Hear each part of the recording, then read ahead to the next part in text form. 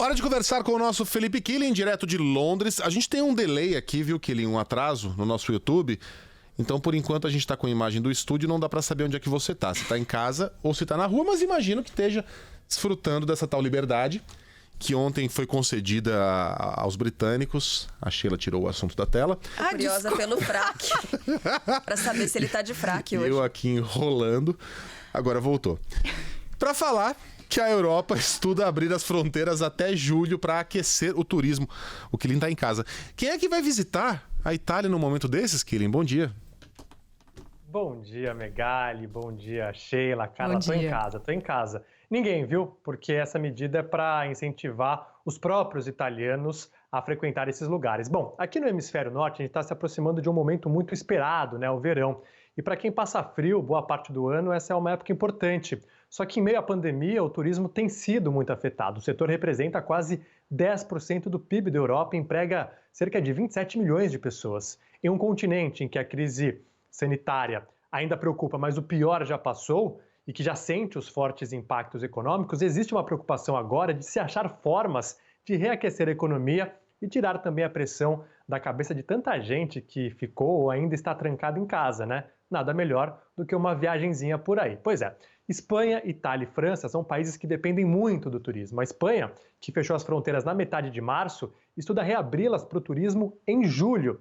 A notícia ruim para os espanhóis é que o governo aqui do Reino Unido sinalizou que a população daqui não deve poder viajar de férias de verão fora do país durante os próximos meses. E os britânicos representam 20% dos turistas que vão à Espanha. A Itália vai reabrir museus na próxima segunda-feira, mas com uma série de medidas, ingressos somente pela internet, distanciamento social, uso de máscaras. O governo do país anunciou que está preparado agora para avançar para a segunda fase de reabertura da sociedade. Além de museus, bibliotecas e exposições também receberam autorização para abrir as portas no próximo dia 18, mas é aquela coisa que a gente falou no começo da entrada, né? Os estrangeiros ainda estão proibidos de entrar no país. A ideia é que os próprios italianos ajudem a frequentar esse lugar e também a reaquecer a economia. Agora, subindo um pouquinho mais para o norte da Itália, temos a Áustria, que também planeja reabrir a fronteira com a Alemanha no dia 15 de junho, também para atrair turistas. Países bálticos, como Letônia, Estônia e Lituânia, pretendem reabrir fronteiras e criar uma espécie de bolha, né?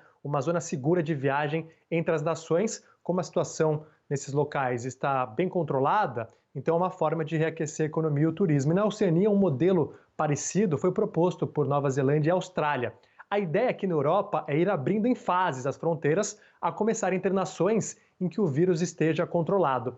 Aos poucos, o mundo vai se acostumando com esse novo normal, que ainda é muito longe de qualquer normalidade que a gente se acostumou. A Comissão Europeia divulgou uma cartilha para futuras viagens no continente. Olha só, entre as medidas, o uso obrigatório de máscaras, a proibição da venda de alimentos e bebidas a bordo e também distanciamento social na hora de fazer o check-in e a coleta de bagagem. Agora, que curioso, né, Killing? Porque em tempos de globalização, é curioso que a gente esteja falando de bolhas. Né? Esses dias a gente mostrou aqui num restaurante, em alguns restaurantes de Amsterdã, no restante da Holanda, que a saída para reabrir esses restaurantes são espécies de aquários. São bolhas de vidro, né? Aquário é uma boa definição. Mini estufas. Mini estufas, onde entram no máximo 3 pessoas, são atendidas à distância, então tem ali toda a tecnologia desenvolvida para que seja feito o pedido, mas tem toda essa proteção, uma espécie de bolha. Aí agora, alguns países começam a falar de turismo de bolha, Austrália e Nova Zelândia fazendo o estímulo entre os dois países de viagem de bolha. A gente talvez, o nosso novo normal talvez seja de bolha, né? Que louco que isso, vida lazarenta, né? Agora, essa solução do restaurante de Amsterdã não dá pra gente usar aqui no Brasil, porque na Europa existe uma cultura de ocupação das calçadas. Exato. Porque as calçadas são muito largas, tem espaço para todo mundo, os calçadões são muito comuns, e essas mesinhas nas calçadas são uma boa maneira de atrair turistas. Então isso é inclusive incentivado pela prefeitura. Aqui a gente tem uma calçada de 1,5 metro, um poste no meio. Se você tiver com um carrinho de criança, você já não passa.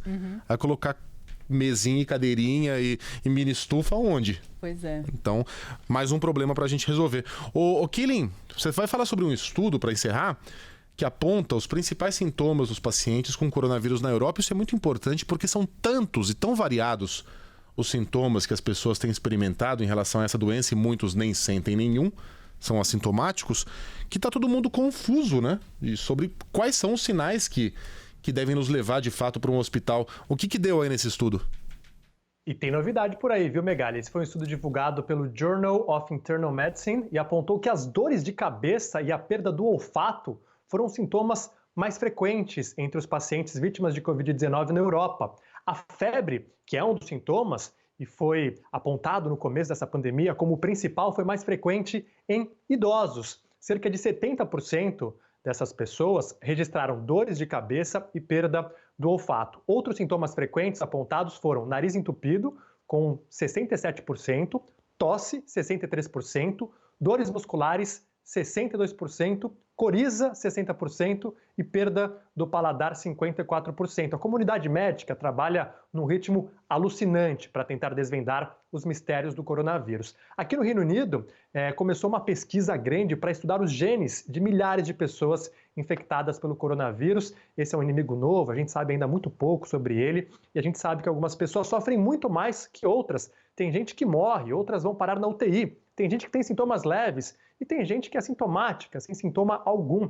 E o objetivo é tentar entender como que essa doença age no corpo humano. O estudo vai sequenciar o código genético de 20 mil britânicos que ficaram em UTI e comparar com 15 mil pessoas que tiveram sintomas leves. E os cientistas acreditam que com os resultados poderão desenvolver novos métodos para tratar a doença, Megali. Tem que ficar muito atento. Olha, dores no corpo, cada dia a gente aprende uma nova, né?